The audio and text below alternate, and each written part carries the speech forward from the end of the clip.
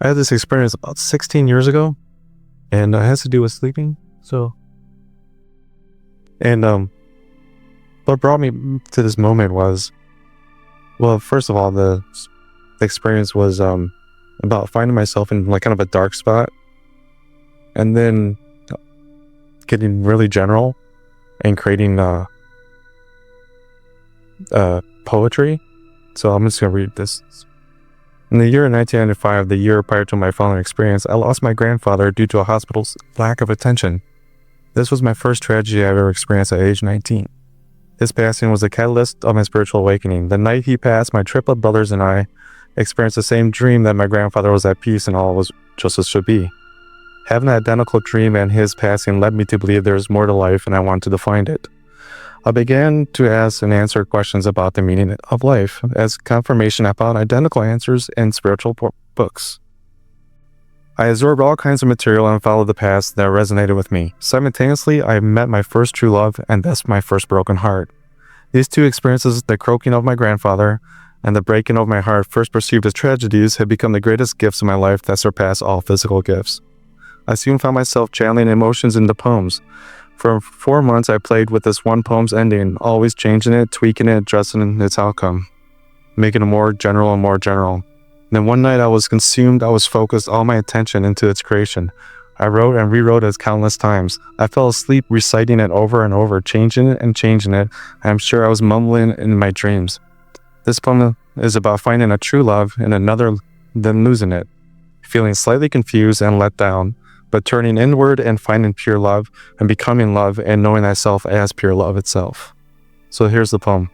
She once had gold, and I once had silver, but the greatest gift of all is we once had each other. Now she is gone and maybe forever. Now I stand tall in the darkness of the shadows. I look over my shoulder and peer at the peak of light. I grasp out towards it and it surrounds me. The light is all around, lifting me up as amber beams of warmth. The light fills me. It becomes me.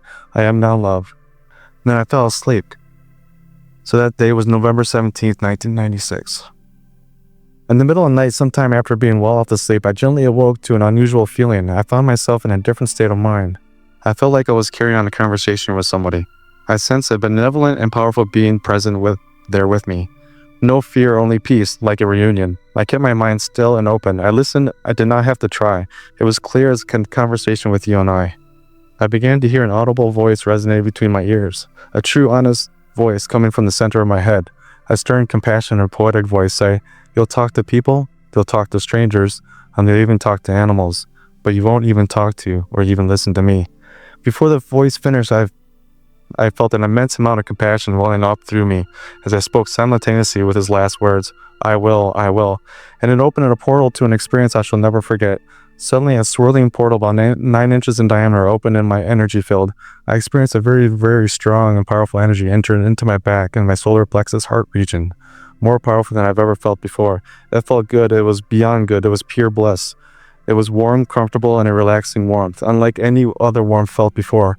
Unlike the warmth of the radiant sun warming your exterior body like a sunbather. It was a warmth and energy that radiated from the center of me and grew larger, hotter, and filled my body and soul. It was a pure nirvana bliss. I could feel the color of the energy, a kaleidoscope of colorful light swirling within an amber liquid gold light, rushing in me at every greater speed. The quantity of energy never ceasing, always flowing. Concurrently, a powerful shiver instantly ran through my body from my head to my toes, then faster up to my head, like a bolt of lightning straightened my spine from a curled position to a flat position. This was more than a shiver or chill. Every cubic inch of my body vibrated, loosened, and expanded, greater and higher vibrancy than I thought possible. It filled with pure energy. Every cell was alive in its own being, having its own expansion, its own climax, all as one. There was a humming vibratory noise. The feeling was so amazing and delicious. Really nothing has ever compared to this. And energy continued to fill. I continued to expand. I was no longer feeling myself as a body. My consciousness was now expanded to fill my aura. I was no longer feeling arms and legs. I was now an envelope of energy. This bliss filled the center of me and then raced again to my lower region, to the toes, back up to the head, and then centered again in the solar plexus and expanded to my full energy field. The energy oscillated and vibrated with stars of color, twisting and turning and mixing. And then the energy steadied in the center and hummed and last in an instant blew out to every corner of the universe. And My question is that voice. I feel like I haven't really spoken to the voice, and I would like to continue having that conversation. There are a number of things. Hang on to that just for sure, because we want to start back through the beginning of it with you, just briefly. What you were describing, and we're going to talk about how it came about, because that matters. Because that matters in terms of what to do about it now. But what you're describing was contrast that created desire, that summoned energy that you found a way to allow. And your description of the opening of your vortex was nearly identical to the experience that Esther had, the swirling of the energy and the feeling of it moving into her. Read for us, if you will, again, the very first paragraph, and we're going to stop you as you move through it, but there are some things that are important to contemplate. So like when I lost my grandfather? Yeah. So my grandfather died in the hospital after a heart surgery. Just read it. Just read it. This was my first tragedy I ever experienced at age 19. His passing was a catalyst to my spiritual awakening. But before that, there was something about neglect. He died due to a lack of an attention to something. In the hospital. A doctor could have found it. All right. So they didn't test for it. So earlier today, we were talking about the cooperative components and how they're just inspired to see or to not see. Right. And we want you to know, and your grandfather does too, that it was the perfect unfolding for, and you came to know that later. You didn't know it then, but the fact that you wrote it now means it is something well worth addressing. That Esther thinks about these things too in relationship to Jerry's reemergence in the non-physical. And it's taken some time for her to relax and understand that it was the perfect unfolding and that the cooperative components were just exactly that, cooperative components. It's hard. You all heard the conversation earlier when we were talking about the silly example of someone leaving without their cell phone and seeing someone that inspired them to take it and go. And so the assumption often is that everything that you think you want right now in this moment is what Source is guiding you toward. But Source is satisfying the contents of the vortex. And so the fact that you didn't want your grandfather to leave, and Esther certainly did not want Jerry to make his transition, does not mean that their source and the cooperative components that were being gathered for the grid that they'd established was not taking them exactly where they wanted to be. And after the fact, this is that voice that is wanting you to listen. It's about that specifically and so much more, you see. Read a little further. There's something more for you there. Pick it right up from that. So this was my first tragedy I ever experienced at age 19. His passing was my first tragedy, or my first contrasting experience that heightened my desire and gave me something to reach for that was so potent and poignant that when I reached for it and found it, I recognized it. And I could not have had that incredible opening vortex of experience if there had not been a powerful desire that had done the summoning. So the question is, what happened to me? What was I able to accomplish that softened my resistance between the time that it felt like a tragedy and I launched all of those desires and when I had that revelation of an experience that rippled through my body in that powerful way? Can you identify that? At what point in that? Well, after that tragedy, my father bought a book about angels and stuff. Embraced by the Light, and I don't think he ever read the book because I stole it from him. And I ended up reading that, and from that moment, I continued to search and continue to go. So in the attention to something that lowered your resistance, then you began your personal receiving of, and so it's time to stop calling either of those experiences, and we know you are by the poems that you're writing, it's time to stop calling it the tragedy and call it the clarifying experience. Right. It's time to stop calling it the thing that went wrong and call it the powerful catalyst that was even set forth before either of our births. Right, because later on I say, those tragedies have become the greatest gifts in my life, will surpass all physical gifts.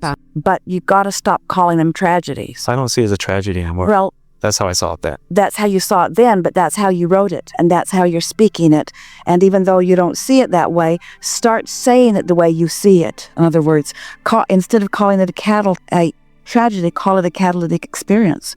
Call it a clarifying experience. Call it a wonderful thing. And we know, as a writer, you're sort of wanting to draw people in in order to get them to feel some of the movement that you felt. But be selfishly personal about that, and don't worry about movement in others. Just tend to the movement in yourself. Okay. Yeah.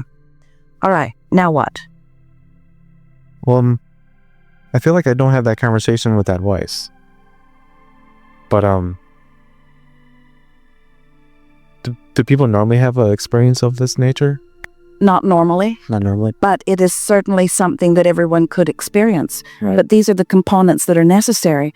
There has to be a catalytic moment that causes a strong asking. Right. And then there has to be something that happens that causes an allowing. That's why we've been talking about step 1, step 2, step 3. Step 1, contrast causes you to ask. Step 2 is source fills in all of the details. Step 3, you got to prepare your grid in order to allow your vibrational frequency to be at the place where you can receive.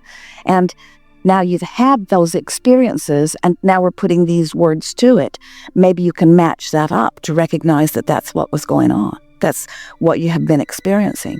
There are a number of things that we want to say to you now from where you are. Once you've had that opening experience, you don't ever have to have it again. Right, because that's one of my questions in the back of my head. And the reason that, because you had it, your vibration shifted dramatically enough that you can never go back to the former version, vibrational version. It's not what a quantum leap is, because quantum leaps are mythical, but it was a very fast track of allowing that contrasting experience puts you in a strong place. And in those moments, we won't ask you to go back through it, but you said, I'm willing, I'm willing, I'm willing, I'm willing, I'm willing, I'm willing, and you meant it. So this is what we would like all of you to understand. When you want something, the universe and the law of attraction and the source within you and the cooperative components have already arranged it. Now it's the willingness, you see. So we would like to pronounce you ready anytime you want. We also want to say to you that you get to, it is essential that you understand that it will play out in whatever way you ask it to. We want to say, if you will stop saying, I'm not listening to that voice, and instead say, I heard that voice say this, because you did. Right. You were in the receiving mode. But the thing that's tripping you up, and this is going to solve all of this, is that the vibrational frequency of a question and the vibrational frequency of the answer are different. So when you keep a question strong and active within you, you disallow the answer. So you want to just put some time between, ask your question, and then just get on with your day, and the answer will come. And when it does, you won't have that same extraordinary, earth-shattering experience, because there's not that much gap between the question and the answer as there was then. In other words, when you are not usually allowing it and then you do, it's a momentous experience. Esther in the beginning kept wanting more of those momentous experiences because they were hard to miss, you see. But after a while, we convinced her that it's better this way. Just chill and we'll flow. Just chill and we'll flow, you see. So now that you've had that experience, when you get into that place of allowing, where you've asked your question and then you just chill and you don't demand the answer come right now, you work on preparing your grid by being as happy as you can be about whatever. when those answers flow, you will have a confirming experience. Not as heightened as this first one was, but confirming nonetheless. Okay. Have fun with it. Sorry. Thank you.